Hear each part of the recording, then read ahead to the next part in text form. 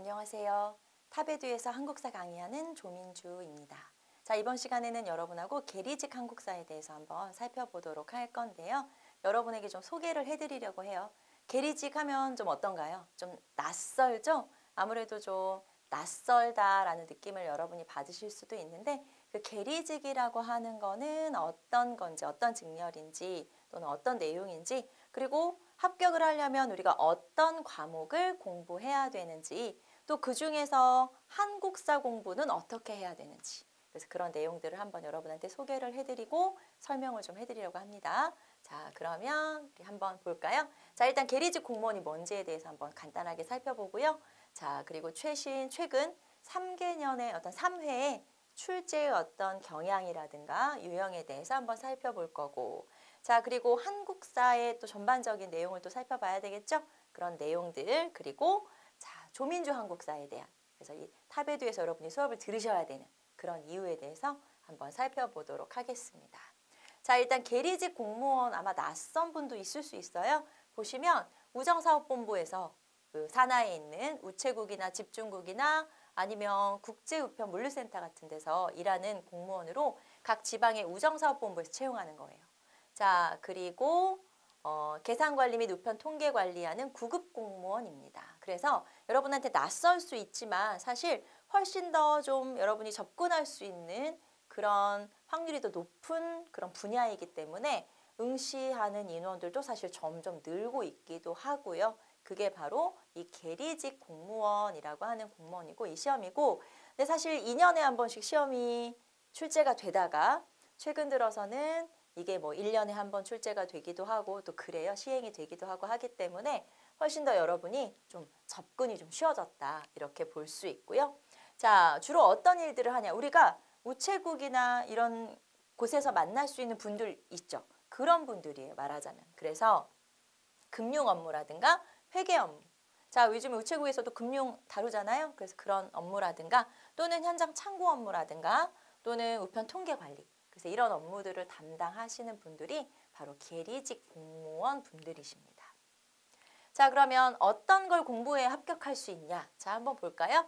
자, 필기시험을 보는데 필기시험에서 과목별 20문제씩 80문제를 봐요. 그래서 여기에도 이렇게 한국사가 딱 들어가죠. 그래서 한국사.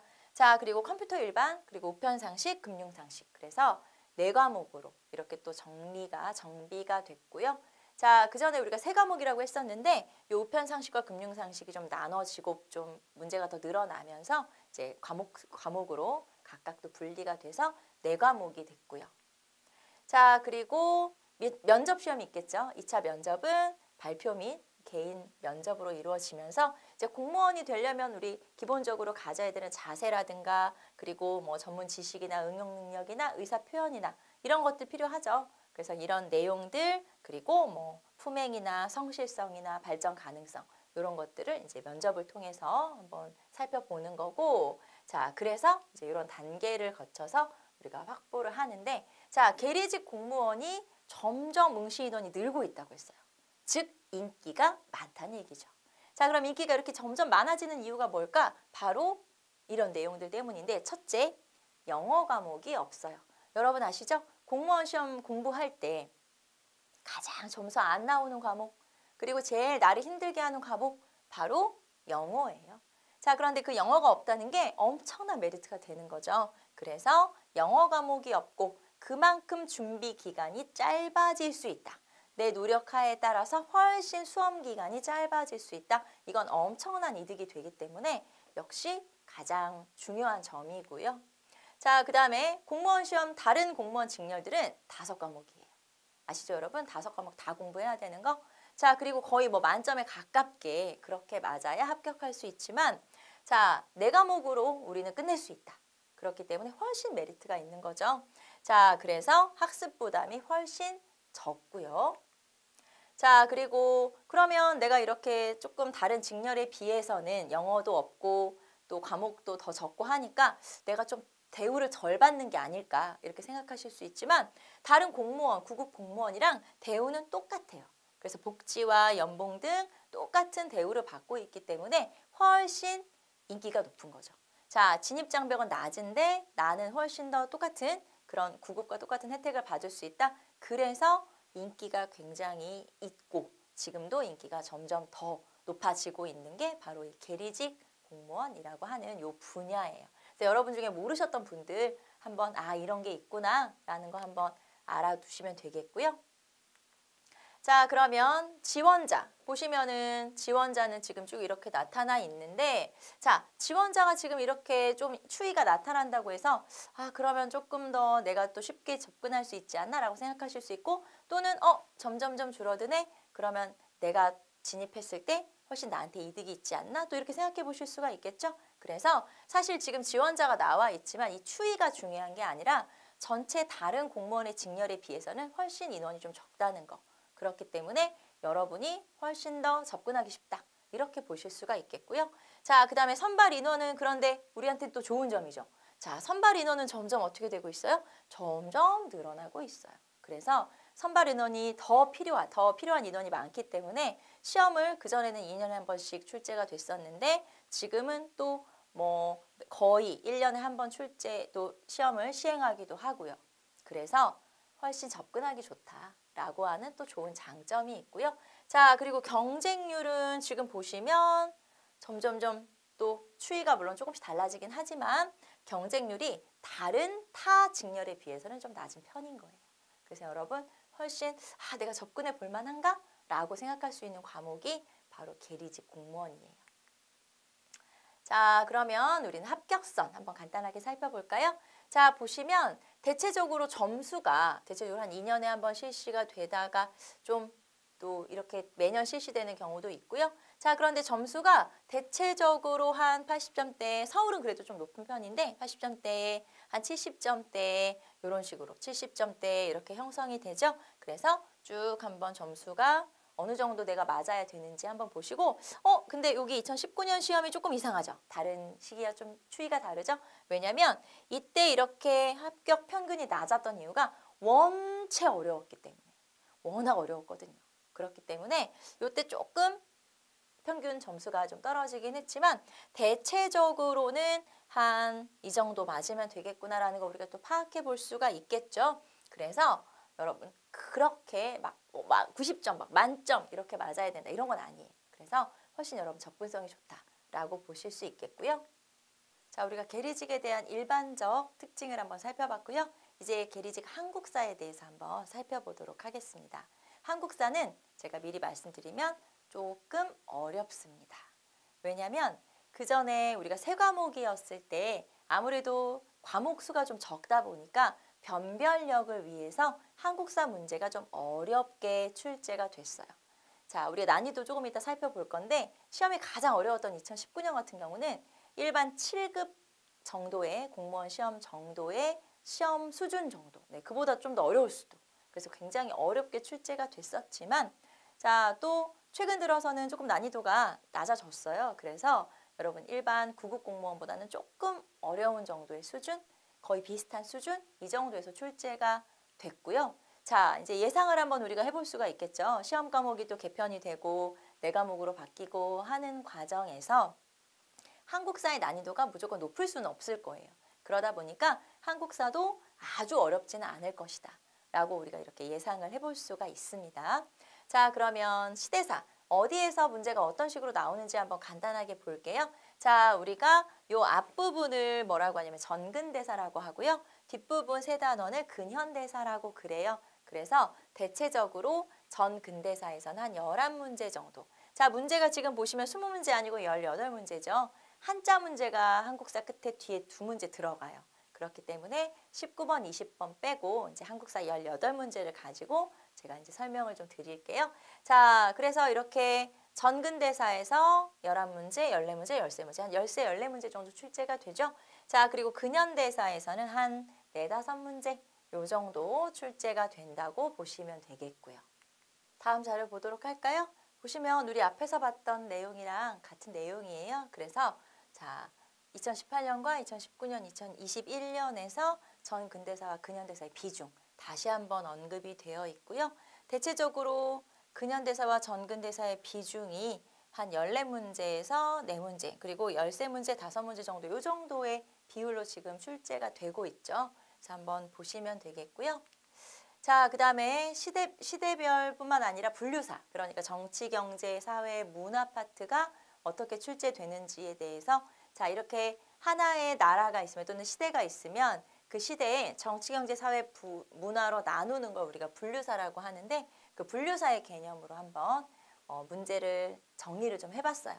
그래서 자, 정치 파트의 문제가 아무래도 출제가 좀 많이 되고 있음을 알 수가 있죠. 그래서 정치사 비중이 조금 높은 편이고 아무래도 다른 분야에 비해서는 좀 많이 출제가 됐고요.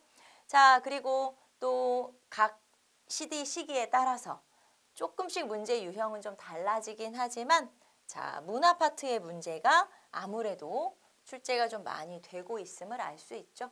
자, 정치사 먼저 공부하고 그 다음에 우리가 문화사 비중이 좀 높구나 라는 것도 여러분이 이 그래프를 통해서도 파악해 볼 수 있고 자, 사회나 경제, 문항 수는 좀 적긴 하지만 이것도 매번 그런 건 아니기 때문에 모든 분야에 대해서 여러분이 좀 두루두루 공부를 하셔야 되고요. 자, 그러면 출제 난이도의 추이를 한번 다시 살펴보도록 할게요. 자, 2018년에 한 중상 정도 출제가 됐다가 갑자기 굉장히 어려웠었죠? 자, 그래서 우리가 앞에서 계리직의 합격, 어떤 총점, 평균 점수 이것도 한번 살펴봤었는데 자, 그때도 2019년에 성적이 확 떨어졌던 거 여러분 아까 숫자로 확인하셨죠? 그때 굉장히 난이도가 높았었어요. 그래서 한 7급 정도의 수준? 그 정도 이상의 문제들도 출제가 됐었기 때문에 굉장히 한번 시험이 어려웠다가 2021년 와서 한 중상에서 상하 정도의 수준으로 좀 자리 잡게 됐죠. 그래서 이 정도 수준으로 좀 안정이 됐는데 자, 그럼 이 이후의 시험은 어떻게 될 것이냐? 아까 말씀드렸던 것처럼 아무래도 문제나 이런 것들이 좀 체계가 바뀌었기 때문에 아무래도 좀 난이도는 이렇게 높지는 않을 수 있다. 그래서 조금 난이도에도 이제 차이가 있을 수 있어요. 그렇기 때문에 오히려 우리는 공부하기 더 좋아진 거죠. 그래서 이렇게 난이도의 추이를 한번 살펴봤고요. 자, 그러면 한국사 출제 경향, 그럼 이제 어떻게 출제가 되는지 다시 한번 정리해 보도록 할게요. 자, 전 시대에 걸쳐서 고르게 출제되고 있다. 우리가 지금 살펴본 내용들이 바로 이거를 얘기해 주고 있죠. 그래서 전 분야의 전 시대에 걸쳐서 나온다. 자, 그리고 전체적인 흐름 속에서 개념이라든가 원리를 파악하는 문제. 그래서 아주 그냥 단순하게 뭐 문제를 물어보는 게 아니라 그 제시문이나 그 어떤 내용 안에서 개념이나 원리를 찾는 문제가 출제가 됩니다. 자, 그리고 단순 제도사가 아니라 경제사와 문화사와의 연계, 특히 우리 문화사 비중이 높은 거 살펴보셨죠? 그래서 문화사와 정치사를 연계시키는 문제가 출제가 되는 편이고요. 자, 그리고 사료를 제시하고 찾는 문제가 많이 출제가 되고 특히 우리 계리직 시험에서는 좀 이건 어디서 나왔더라 하는 좀 새로운 사료들이 또 나오기도 하기 때문에 여러분이 사료를 파악하고 분석하는 연습을 하셔야 됩니다. 자, 그래서 한국사는 이런 식으로 출제가 되고요. 자, 그러면 우리 어떻게 하면 효율적으로 공부할 수 있는지. 첫 번째, 각 시대의 주요 개념과 제도를 파악하는 문제예요. 한국사 시험이 어려운 이유는 여러분 어떤 처음 들어보는 어떤 단어, 처음 들어보는 제도 이런 것들이 출제되기 때문이거든요. 용어가 좀 어려운 편이에요. 그렇기 때문에 그런 개념이나 제도를 파악하고 있으면 훨씬 문제를 풀기가 쉽고요.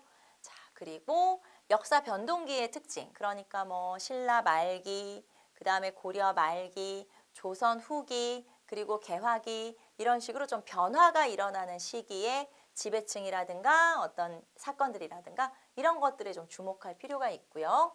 자, 그리고 뭐니 해도 사료 분석이 중요하죠.